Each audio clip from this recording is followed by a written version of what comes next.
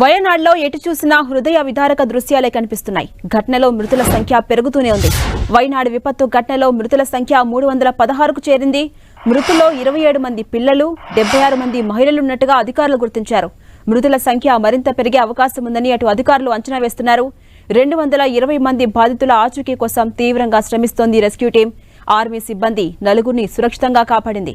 NDRF, KSDRF, army, navy, air force సిబ్బంది 4 రోజులుగా సహాయక చర్యలు కొనసాగిస్తున్నారు.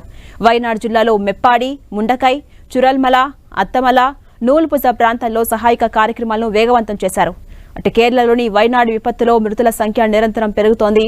భారీ కొండ చర్యలు విరిగిపడటంతో మృతుల సంఖ్య ఇప్పటికే 316కు చేరుకుంది. ఘటనలో 200 మందికి పైగా గాయపడ్డారు. ఇక రంగంలోకి దిగిన సైన్యం సుమారు 1000 మందిని రక్షించగా ఇంకా 220 మంది జాడ కనిపించలేదు. నిన్న కురిసిన భారీ వర్షాలకు వయనాడులో 3 కొండ చర్యలు విరిగిపడ్డాయి.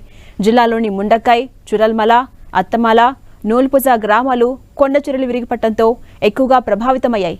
హెచ్ఏడీఆర్ ప్రయత్నాలను సమన్వయం చేయడానికి ఆర్మీ కోజికోడ్లో కమాండ్ అండ్ కంట్రోల్ సెంటర్ను ఏర్పాటు చేసింది. రెస్క్యూ ఆపరేషన్ కోసం 1500 మంది ఆర్మీ సిబ్బందిని ఇప్పటికే రంగంలోకి దింపింది కేంద్రం.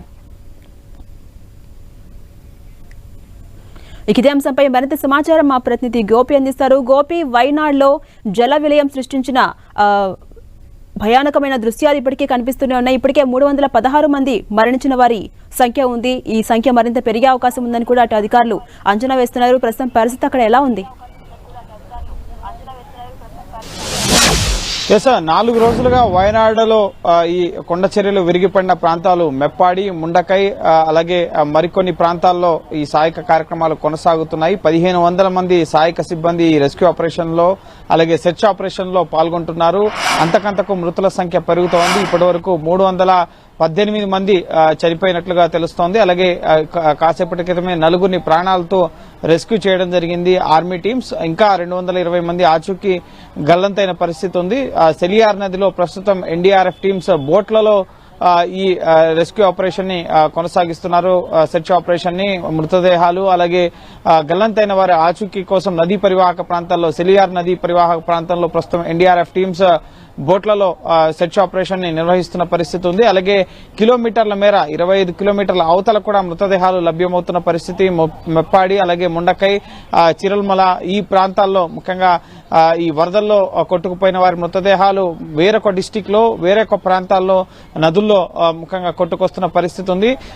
కుటుంబ సభ్యులే మృతదేహాలను గుర్తుపట్టలేనంతగా ఇటు మృతదేహాలు ఛిద్రమైపోవడం, అవయవాలు లేకుండా అలాగే నీటిలో తడిసి ఉబ్బిపోయి అసలు మృతదేహాలను గుర్తుపట్టలేని రీతిలో ప్రస్తుతం మృతదేహాలు లభ్యమవుతున్న పరిస్థితి ఉంది. సో నిన్న బెయిలీ బ్రిడ్జ్ నిర్మాణాన్ని ఆర్మీ పూర్తి చేయడం జరిగింది. రికార్డు స్థాయిలో 20.5 గంటల్లోనే బెయిలీ బ్రిడ్జ్ 190 అడుగుల బ్రిడ్జ్ ని పూర్తి చేయడం జరిగింది. ఈ బ్రిడ్జ్ పూర్తవడం వల్ల ముఖ్యంగా జేసీబీలు అలాగే ప్రొక్లైనర్లు అవతల వైపుకు వెళ్లి చురల్మల అలాగే మండకై ప్రాంతానికి మధ్య వంతెన తెగిపోవడంతో ఇటు హెవీ ముఖ్యంగా రెస్క్యూ టీమ్స్ కానీ అలాగే వాహనాలు కానీ అవతల వైపుకి వెళ్లి శిథిలాలు ముఖ్యంగా బురదలో కూరుకుపోయిన పరిస్థితి. నివాసాలన్నీ 400 ఇళ్లన్నీ కూడా కొట్టుకుపోయాయి. అలాగే కొన్ని నివాసాలు బురదలో కూరుకుపోయిన పరిస్థితి ఉంది. బండరాళ్లు ఇవన్నీ కూడా శిథిలాలన్నీ వచ్చి ఇళ్లపై పడిన పరిస్థితి. వాటన్నిటిని తొలగించాలంటే హెవీ మిషనరీ కావాల్సిన అవసరం ఉంది. జేసీబీలు, ప్రొక్లైనర్లతో సహా ఇటు బండరాలను పగలగొట్టి శిథిలాలను తొలగించి దాని కింద చిక్కుకున్న వారిని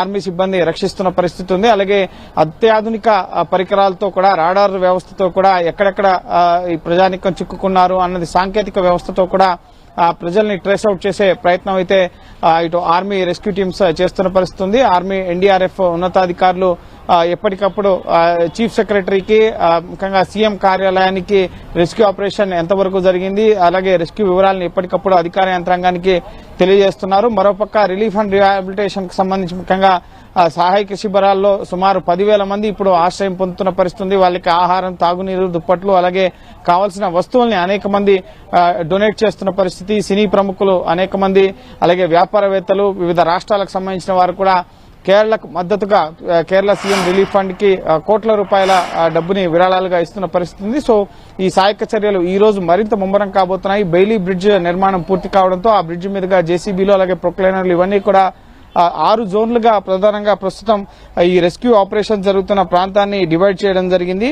అందులో భాగంగా ముఖ్యంగా వరదలు తప్పిపోయిన వ్యక్తుల రికవరీ అలాగే వారి మృతదేహాలను వెలికి తీసేందుకు 6 జోన్లుగా ముఖ్యంగా ఒకటి పుంచిరిమట్టం ప్రాంతాన్ని జోన్ 1 గా, అలాగే ముఖ్యంగా మండక్కాయని జోన్ 2 గా, అలాగే ఎక్కడైతే ఈ స్కూల్ ప్రాంతం ఉందో మండక్కాయలో ఆ స్కూల్లో మొదట రెస్క్యూ చేసిన వారిని అక్కడ ఉంచడం జరిగింది. 1 గంటకి ముఖ్యంగా ఈ కొండ చర్యలు విరిగిపడిన సందర్భంగా అక్కడ స్కూల్ వద్ద కొంతమందిని రెస్క్యూ చేసి ఆ పరిసర ప్రాంతాల్లో ఉంచారు. ఆ తర్వాత 4 గంటలకు మళ్లీ కొండ చర్యలు విరిగిపడిన ఘటనలో స్కూల్ ప్రాంతం మొత్తం కూడా కొట్టుకుపోయిన పరిస్థితి ఉంది. సో ఆ ప్రాంతాన్ని జోన్ 3 గా ఏర్పాటు చేయడం జరిగింది. అలాగే చూరాల్మలను జోన్ 4 గా, అలాగే జోన్ 5 ని ముఖ్యంగా గ్రామీణ ప్రాంతాన్ని ముఖ్యంగా జోన్ 5 గా, అలాగే జోన్ 6 ని దిగువ ప్రాంతాన్ని జోన్ 6 గా, ఈ 6 జోన్లుగా డివైడ్ చేసి ముఖ్యంగా ఈ రెస్క్యూ ఆపరేషన్ ని ముమ్మరం చేసిన పరిస్థితి ఉంది. జోన్ 1 లో కొంతమంది ముఖ్యంగా 100 నుంచి 200 మంది సహాయక సిబ్బందిని అక్కడ మోహరించి ఈ కొండ చర్యలు విరిగిపడిన ప్రాంతం అక్కడ ఎవరైనా శిథిలాల కింద చిక్కున్నారో వీరందరినీ కూడా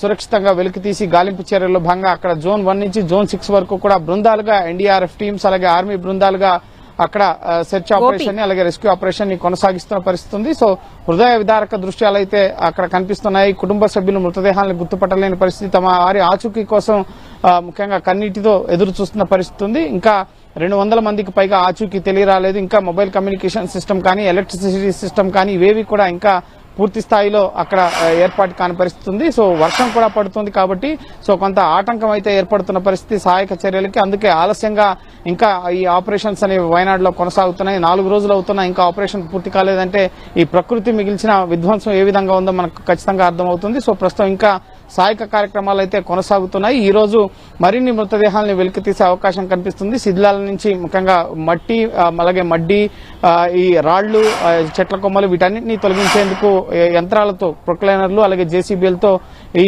మట్టిని అంతా కూడా శిథిలాలన్నింటినీ కూడా తొలగించి అక్కడ ఎవరైనా మృతదేహాలు ఉన్నాయా, అలాగే బాధితులకి నదీ పరివాహక ప్రాంతాల్లో ఎవరైనా చిక్కుకుని ఉన్నారో వారి కోసం కూడా గాలింపు చర్యలు అలాగే సహాయక చర్యలు అనేవి కొనసాగుతున్నాయి.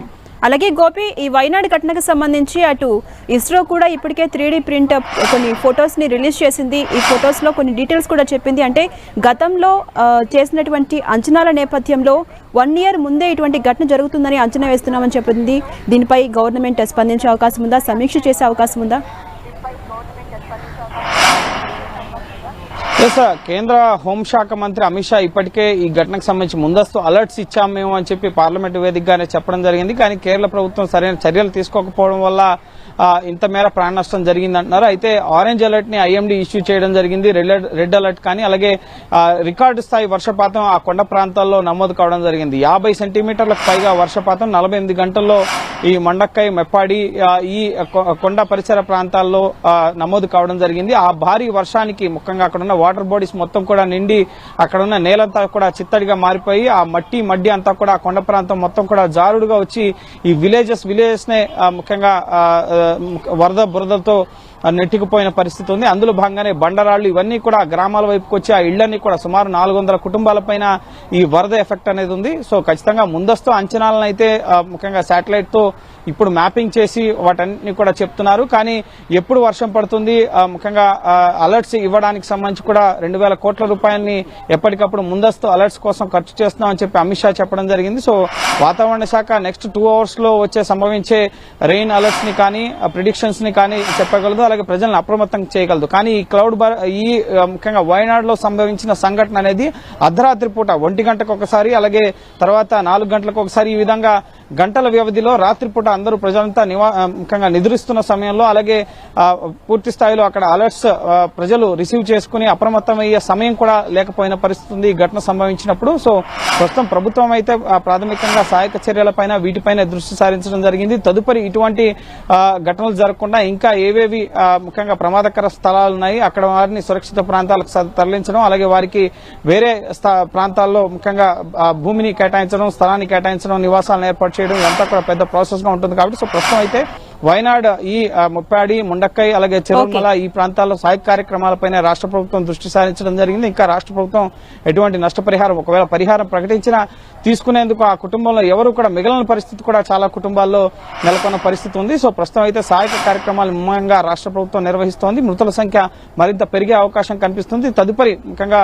దీనిపైన కేంద్ర ప్రభుత్వం అలాగే రాష్ట్ర ప్రభుత్వం ఇటువంటి ప్లేసెస్ కేవలం కేరళలోనే కాదు, ఇటు హిమాచల్ ప్రదేశ్, ఉత్తరాఖండ్, కొండ ప్రాంతాలు, అస్సాం ఇటువంటి ప్రాంతాల్లో కూడా చాలా ప్రాంతాల్లో ఉన్నాయి కాబట్టి సో వీటికి సంబంధించి భవిష్యత్తులో ఏమైనా ఒక రూట్ మ్యాప్ ని క్రియేట్ చేస్తుందా అనేది కూడా మనం వేచి చూడాల్సి ఉంటుంది. ప్రస్తుతం వైనాడులో అయితే సహాయక కార్యక్రమాలు ముమ్మరంగా సాగుతున్నాయి. Right, thank you Gopi.